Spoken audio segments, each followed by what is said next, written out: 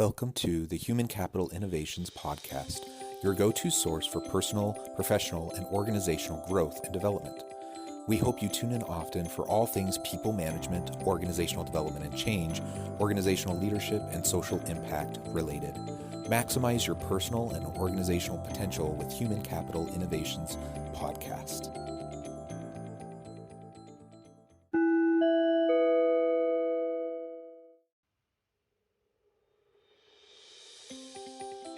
Welcome to the Human Capital Innovations Podcast. In this HCI podcast episode, I talk with Bill Higgs about the importance of keeping a people focus during a downturn.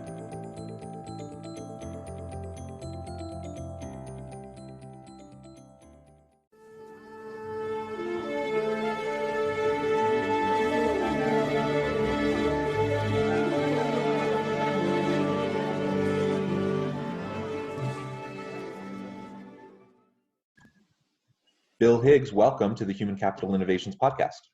Hey, thanks for having me on, Jonathan.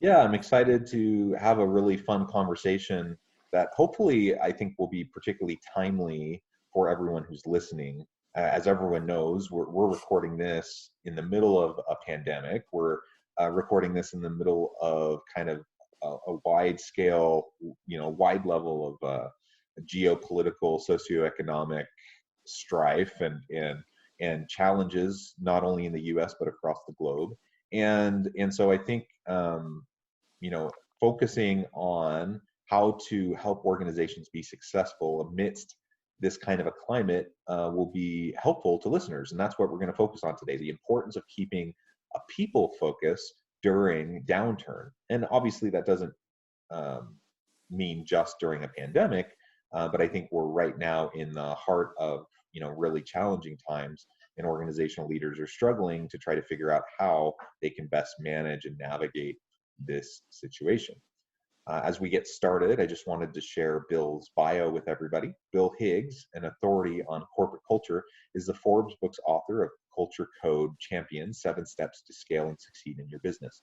He trains companies on how to improve their bottom line by improving their culture, and recently launched the Culture Code Champions podcast, where he has interviewed such notable subjects as former CIA Director David Petraeus and NASA's woman pioneer Sandra Coleman. Culture Code Champions is listed as a new and noteworthy podcast on iTunes. Higgs is also the co-founder and former CEO of Mustang Engineering, Inc.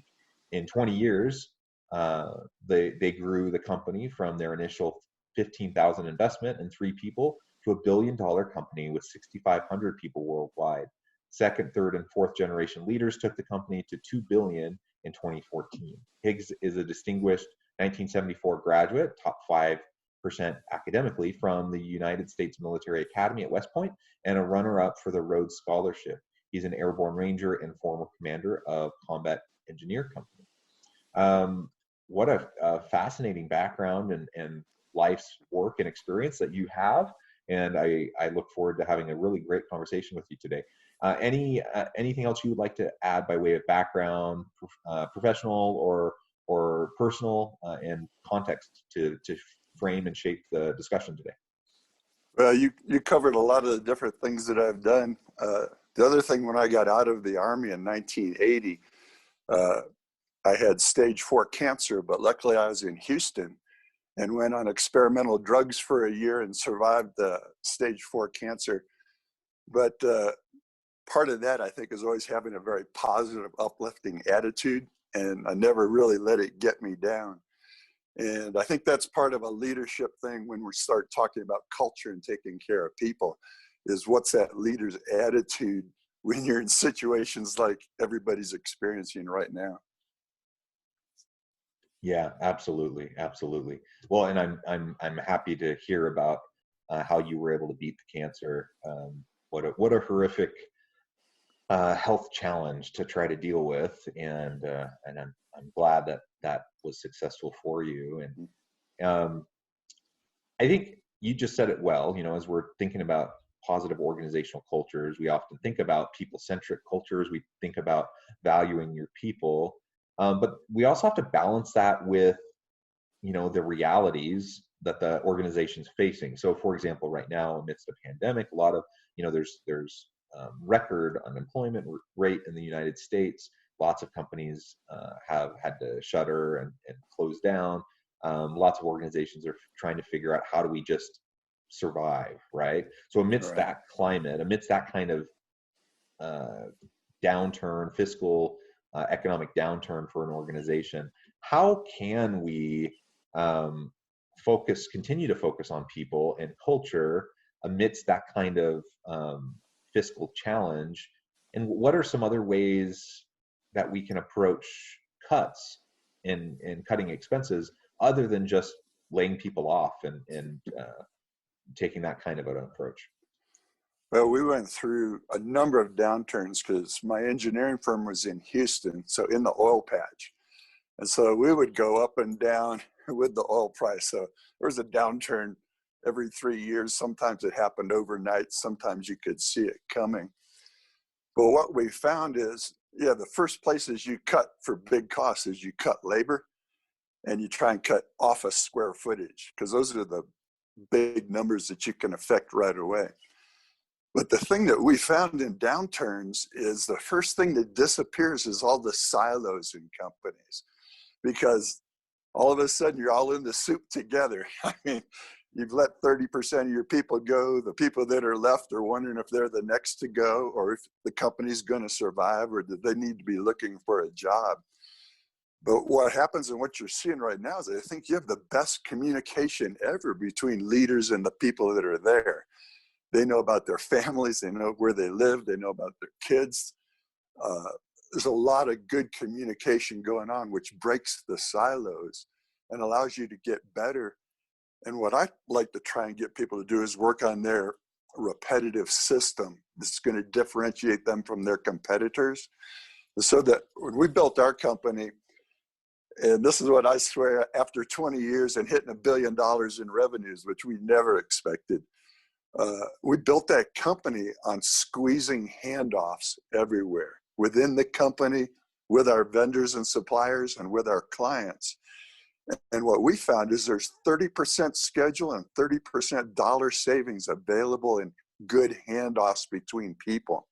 So in the downturn, while you're working this communication, every day just start looking at handoffs and say, how can we do these handoffs better, streamline them, and then document it to where we can do that when we come out of the downturn. So what we did is we focused on that in the downturns, took notes on everything that we had eliminated. We call it plugging holes in the bucket so the money didn't run out.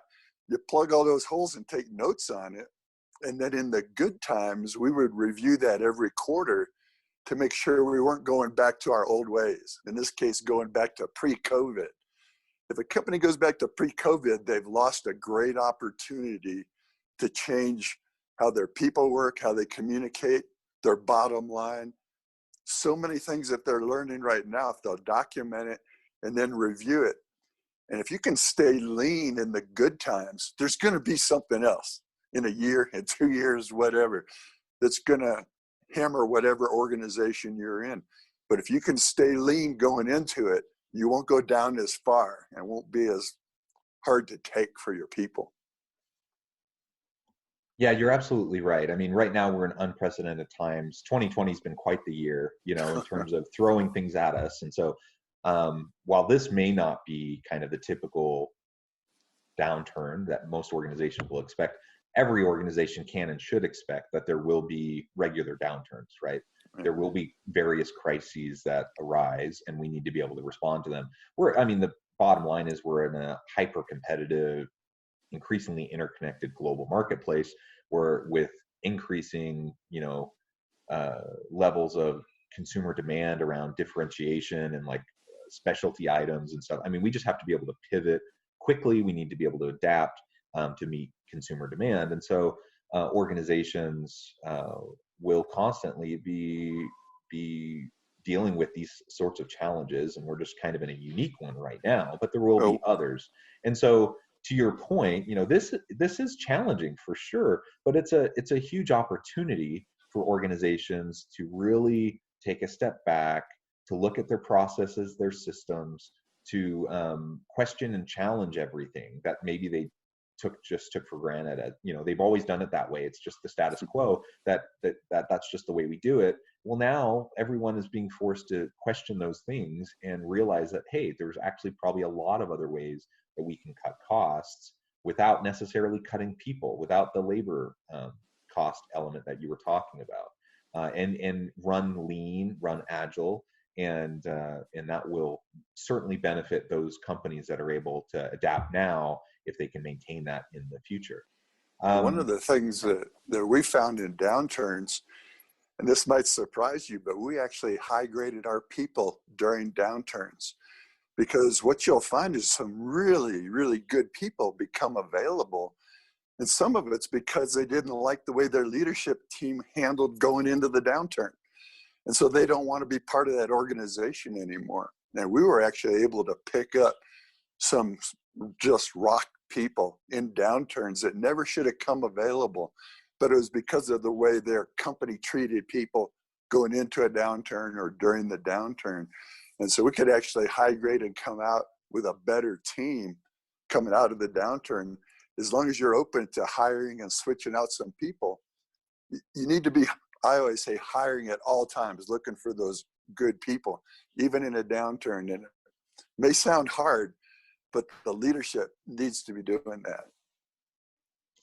Yeah, well, I love that perspective. And that's such a forward thinking, long-term and sustainability type of perspective. So many leaders, when they find themselves in times of crisis, their reaction is to respond in terms of crisis, right? They're in crisis mode, so they're trying to down the hatches, batten down the hatches, stop the bleeding, whatever metaphor or allegory that that we symbolism that we might try to throw on it. Ultimately, they're trying to respond in that way. What you're suggesting is that in fact we flip the script. That in fact, instead of seeing this as like a major pain point, we have all these labor costs. That all of a sudden, like for example, in the U.S., at our peak, I think we had about 40 million in unemployment increase, unemployed individuals in the United States because of COVID. That's gone down a bit, but basically, to your point, there are tons of people. It's a saturated labor market. There's tons of people available that weren't available 6 months ago, and if we can be forward thinking, then that gives us all sorts of opportunity in terms of our human capital within the organization. And so we don't need to look at it from a scarcity mindset. We can look at it from an asset-based mindset and recognize that, wow, what better time to right size our team and to make sure that we have the right people in the right positions with the best possible talent available. I mean, it's a tremendous opportunity. And you used the right word, opportunity. It's like that opportunity is there because the game board's been shook up and everybody's bouncing around, and it's your opportunity to go pluck some of those good talents and bring them into your organization. And while everybody's in the soup together, your people that are there are going to embrace them. They know it's good talent coming in and it's going to help them coming out. So there's a lot of positive there. We use the term, we call it Operation Horse Thief. We were Mustang engineering like a horse. Operation Horse Thief is we would ask our people, especially at like our new hire breakfast when we bring people in, we'd say, who are the 5 best people that you know, whether they're in this industry or you know them from church or some other organization? Those people would have our DNA. And so we would put those people on our horse thief list, and those are who we would target. And that allowed us to grow with people who worked at a certain level and a good communication level and were other oriented to try and what we call make heroes of each other within the organization, and then try to make heroes of the suppliers and the clients. But in order to grow with those type of people, we had everyone in our organization thinking Operation Horse Thief every day because we made it a fun saying. Say, what are you doing in Operation Horse Thief today? Who do you know? What's happening out there? And in downturns, people would come in excited and say, this person I never thought would come available. You got to meet this person. And they'd be excited, even though it's in a downturn and everything's tough. So it is opportunity. Oh, I love that. I absolutely love that.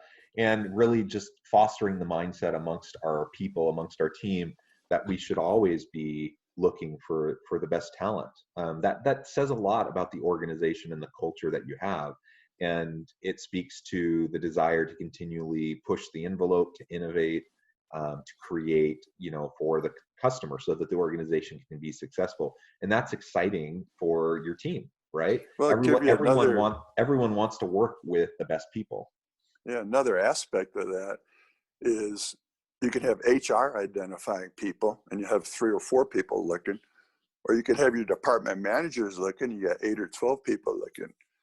But when I was at 200 people, I had 200 people looking for the next Mustanger. And this, I tell your people, name yourselves. We were called Mustangers, and it became part of the team building. Hey, we're Mustangers. We're better than everybody else. We're looking for more Mustangers.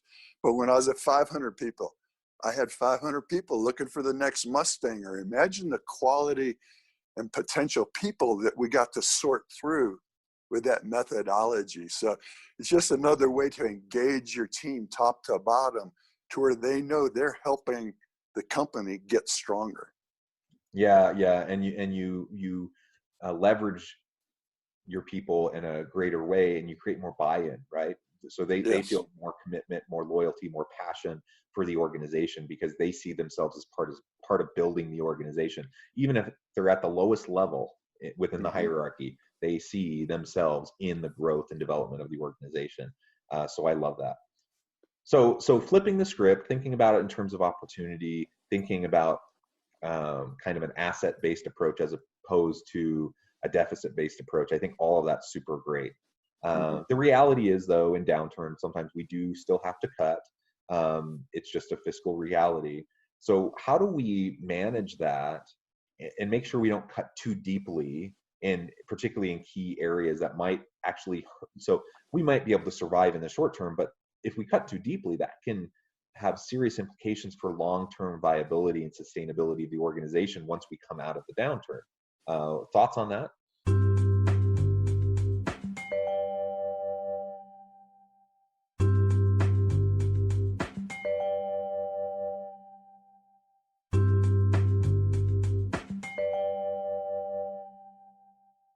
I actually, whenever a downturn hit, I cut deeper than I thought we needed to. It's like it's ripped the Band-Aid off. Don't just do death by 1,200 slices. Just hammer it, hit it hard, and get a little bit leaner than you think you're going to need to. Sometimes I wasn't lean enough, but it always helped to get down there. And what I found is, what'll happen if you cut too deep, now some people are going to be overloaded. And this may sound a little weird, but I always tried to keep my people 15% overloaded, even in the good times. Because what I found is, if people are overloaded, they're going to look for more efficient ways to get things done. They're going to look at, I'm going to go communicate with this person, or they don't give me garbage that I've got to fix. I want it to come to me where I can just do it and move it on to the next person. So I think getting a little bit overloaded, if you cut too deep, it's not that big of a negative. You have to be sensitive and see when somebody's starting to crater and they're just dragging and it's too many hours, and you figure out how you can support them or split part of their job to somebody else. And we found in some cases, we actually changed job descriptions and split jobs, and it actually ended up in a better place when we came out of the downturn. So I actually am more into cutting a little bit deeper early. My son's company, he does aftermarket bumpers for pickup trucks and Jeeps. So you can imagine, when the economy tanked, that's fun money. So his orders dried up. He sells to warehouse distributors. So they just were selling inventory, not buying anything from him. Thought he was going out of business. He's now at record profits, record backlog, because it turned out people have time on their hands and they didn't take a vacation, so they're fixing their pickup truck. But you don't know how it's going to happen. So I coached him to cut deeper, which he did, but he did it with good emotional content. I mean, it hurt to drop these people because they had trained them in how to run lasers and grind and weld. But all of the people that he wanted to come back as the V started going to the other side, they were all ready to come back when he wanted them. So it's how you do it. And it's allowed him then to high grade because there were also some great talent came available in his industry. So in some cases, he didn't bring some people back because he could high grade. And so he essentially did everything that I'm talking about. Yeah, yeah. And I think, like you said, as long as we're sensitive to the potential of burnout, right? We don't want to overload people to the point where we're exploiting them and they're we're not being sensitive to the challenges that they may be having in their own life, that could be ultimately hurt them long term, but also the organization. As long as we balance that and we can be agile in responding to the people needs, the human capital needs within the organization, then I think that can absolutely work. And I think we also just need to make sure that we are always thinking long term. One of the biggest challenges to dealing with downturn is the fear, the anxiety that people feel, right? Because you're worried about, are we going to survive this? Are we going to go out of business? And so sometimes our response, our reaction to that is an emotional one. It's one that emerges out of crisis, as opposed to trying to think strategically, think long term, think sustainability. And how can we leverage this as an opportunity for future growth? If we can shift our mindset and approach it in that way, then that will inform a lot of the little decisions that we make along the way during the downturn and during the crisis time. And ultimately, we're going to be better off for it once, like you said, once we start to come out of it and we have that V upward trajectory. Well, and that's where the leader has to be talking with the people and be saying, this is what's happening and this is what we're going to do. And so be talking positively, be taking action, build people up. You might only get them back to neutral, but don't help spiral them down. We had a saying, what we were trying to do is we called it no fate leadership. And because there were downturns every so often in our industry and hurricanes coming through Houston and various things, we call it no fate leadership. When there was a downturn, we felt there was no fate that just because our industry is going down, we don't have to go down. So how do we implement no fate leadership? We work to diversify. We work to have the best talent. We work to stay lean. And these are all components of no fate leadership. And we got our people top to bottom to understand, because they've been through all these downturns. They've been laid off 2 or 3 times. They knew what it did to their family when they were laid off for 3 months and then got another job, and 8 months later were laid off for 6 weeks. And so they could understand what we were trying to do and be on board with helping us set up for that no fate leadership going forward. But it's like, as a leader, don't feel like you're alone. Engage all your people and let them know how you're thinking and what you're trying to do to change the current situation, because now their brains are going to turn on and they're going to do their little piece that they can do. If you try to do it all yourself, then they're just going to feel like mushrooms down there in the dark, having no idea what's going on. They're just going to be scared. They're going to drag out their work and not get it done, because if they get it done, they figure they're going to get laid off. So one of my no fate leadership things is what I call job on the corner of the desk. I would go to everybody and put a job on the corner of their desk, and I'd say, hurry up and finish what you're doing so you can get on this job. But if you want to have a good culture and good people, they're not going to throw themselves into it if they're scared about having job security. They're going to be phoning in and finding out where other job opportunities are to take care of their family, their mortgage, and everything else. So as a leader, if you can take that anxiety away and say, here's the jobs that are coming up, work on finishing that, now they can throw themselves into buying this culture and this people-orientedness that you have. For us, it was really tough because the industry treated people like numbers. And so it took us years to get them saying, okay, this company is different. They're putting their money where their mouth is. They're taking care of us through 3 downturns now. And so when new people would come in, they would say, hey, this company can do it. Listen to what they're saying, get on board. but the leadership has to be pulling it and engaging everyone. Absolutely.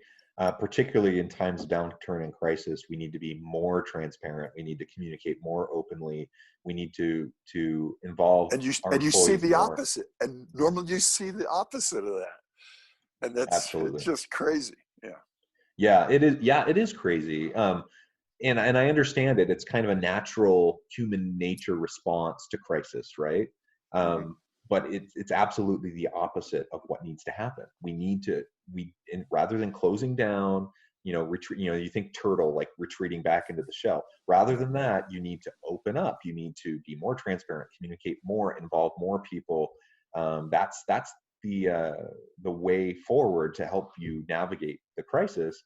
And yet, that's kind of contrary to most people's base reaction to those types of situations. So we need to practice some self-talk. Perhaps we need to make sure as leaders that we are challenging that tendency to make, so that we can make sure that we're responding in a more constructive way. Well, one of the things that we did, and I think people can really do it now, with this remote office situation, is we tried to win the hearts and the minds of our people big time, to where they knew they were on the best team, the team everybody wanted to join. But we also wanted to win the hearts and the minds of their family. And so now you can do it over Zoom. You can have activities where the kids and the spouse gets involved. We used to have activities like skating parties and things. And we would give toys to the kids that had our Mustang horse logo on there and had some saying like "making heroes" or whatever. And we would take our like hard copy communications, what I call that. When you start giving hats and things to your people and to their families, they know that in 90% of companies, all that stuff goes to clients. So subliminally, when they're getting it from their company, they're going, "Oh, this company thinks I'm as important to them as the clients are." And you're starting to win the hearts and the minds. We would send our newsletter hard copy home, and you'd be amazed. The spouse will read it. They'll show pictures to the kids. Once we got the hearts and the minds of the family supporting the employee, then if they got a little bit overloaded, or they had to work late night, or they had to work a weekend, the family was behind them and understood and said, "Man, they are enjoying this company. They're a better person since they've been there, and they've got a good support network for when they get a little bit overloaded to help them get through it." So like when you're saying the transparency, it needs to go not just to the employee, but if you can engage that family, now you're building a broader network, and your culture is permeating a lot further. And so then that rolled into us giving back to the communities, having work days where the whole family came to work on a house or something like that. And you just started building a totally different attitude.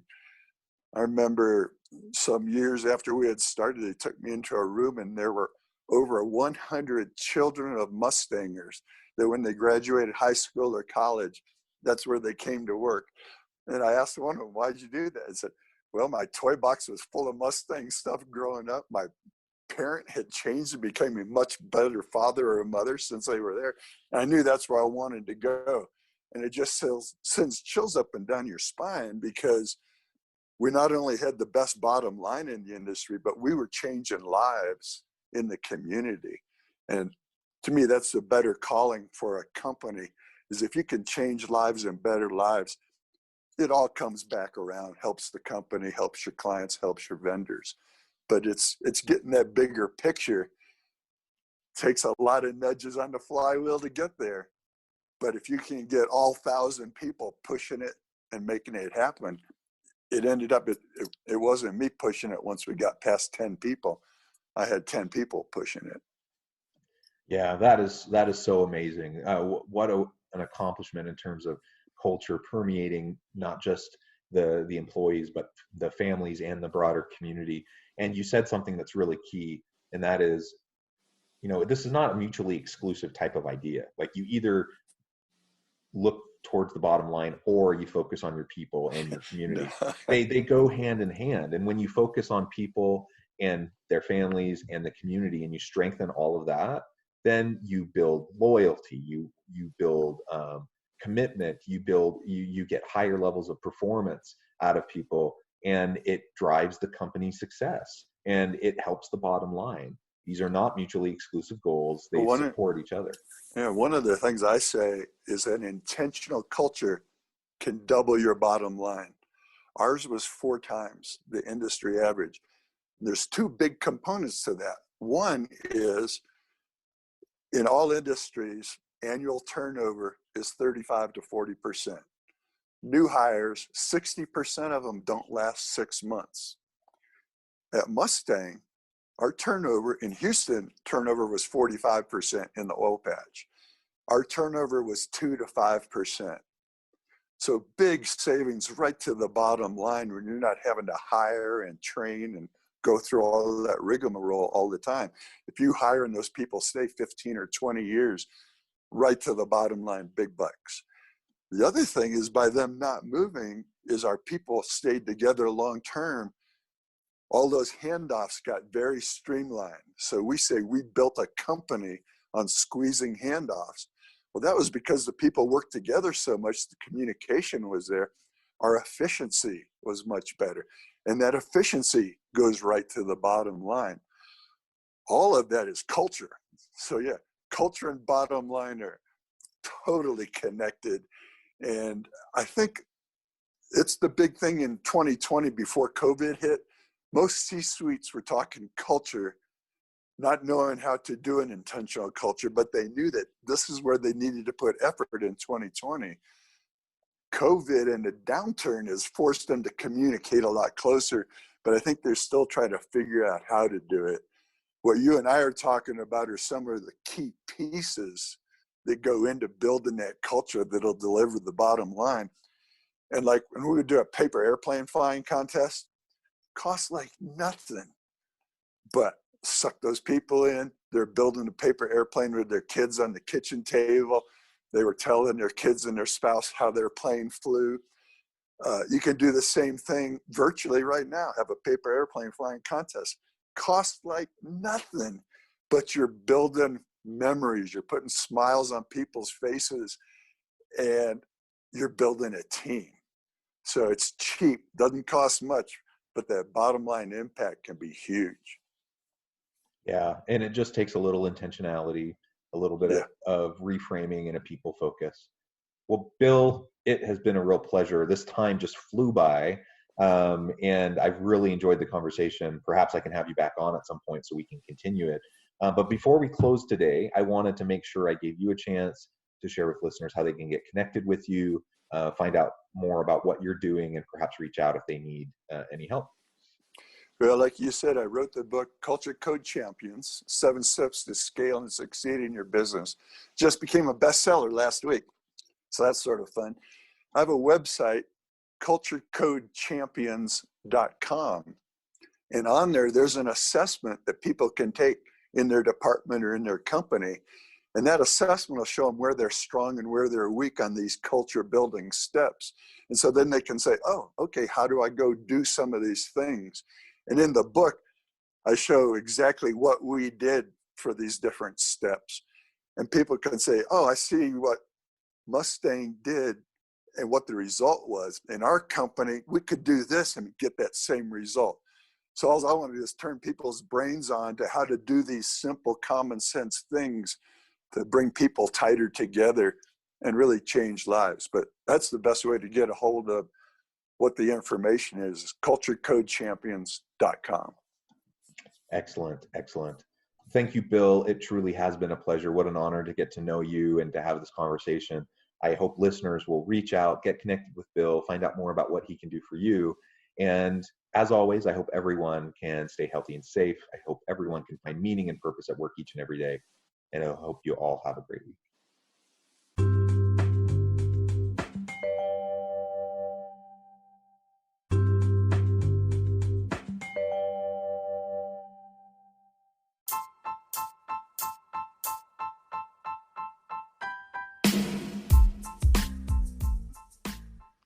We are excited about the launch of HCI's new magazine, Human Capital Leadership.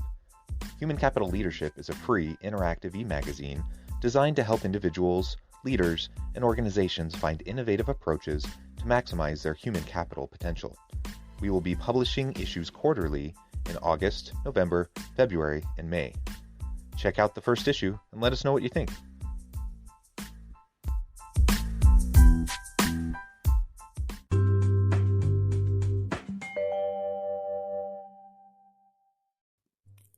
Thanks again for joining us for this episode of the Human Capital Innovations Podcast. I hope you stay healthy and safe and that you have a great week.